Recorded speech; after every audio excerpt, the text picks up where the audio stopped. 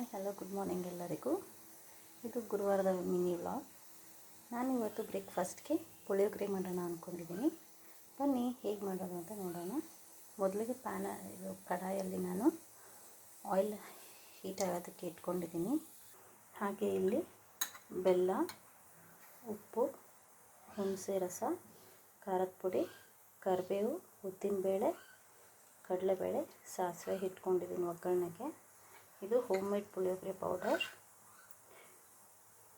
ಬನ್ನಿ ಎಣ್ಣೆ ಕಾದಿದೆ, ನಾನು ನೋಡೋಣ. ನೋಡಿ ಎಣ್ಣೆ ಕಾದಿದೆ. ಸೊ ಅದಕ್ಕೆ ಒಗ್ಗರಣೆ ಐಟಮ್ ಹಾಕ್ಕೊಂಡಿದ್ದೀನಿ.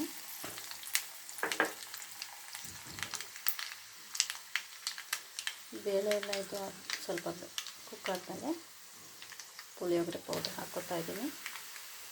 ಇದು 5 ಟೇಬಲ್ ಸ್ಪೂನ್ ಅಷ್ಟಿದೆ. ಫ್ಲೇಮು ನಾನು ಲೋ ಇಟ್ಕೊಂಡಿದ್ದೀನಿ.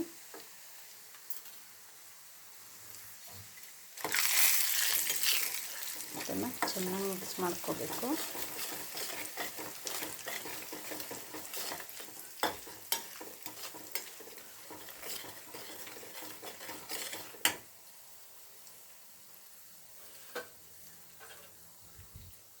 ಕಾಲು ಚಮಚದಷ್ಟು ಖಾರದ ಪುಡಿ ಹಾಕ್ಕೋತಾ ಇದ್ದೀನಿ. ಯಾಕಂತಂದರೆ ಮೊದಲೇ ಪುಳಿಯೋಗರೆ ಪೌಡ್ರಲ್ಲಿ ಆ್ಯಡ್ ಆಗಿರುತ್ತೆ. ಇಲ್ಲಿ ನಾನು ಒಗ್ಗರಣೆಗೆ ಯಾವಾಗಲೂ ಒಣಮೆಣಸಿನ್ಕಾಯಿನ ಯೂಸ್ ಮಾಡ್ತಾಯಿದ್ದೆ, ಬಟ್ ಇವತ್ತು ಖಾರದ ಪುಡಿ ಯೂಸ್ ಮಾಡ್ತಾಯಿದ್ದೀನಿ.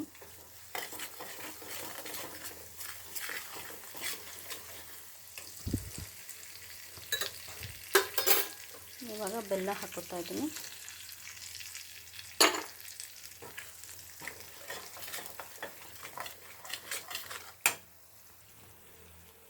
ರುಚಿಗೆ ತಕ್ಕಷ್ಟು ಉಪ್ಪು,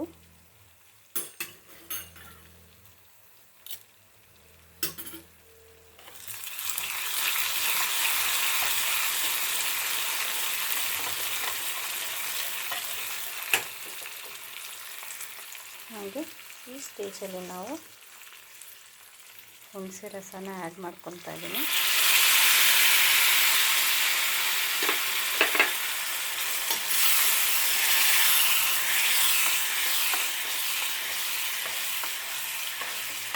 ಮತ್ತು ಇನ್ನೊಂದು ಸ್ವಲ್ಪ ನೀರು ಆ್ಯಡ್ ಮಾಡ್ಕೋಬೇಕು, ಇಲ್ಲ ಅಂತಂದರೆ ಗಟ್ಟಿಯಾಗ್ಬಿಡುತ್ತೆ.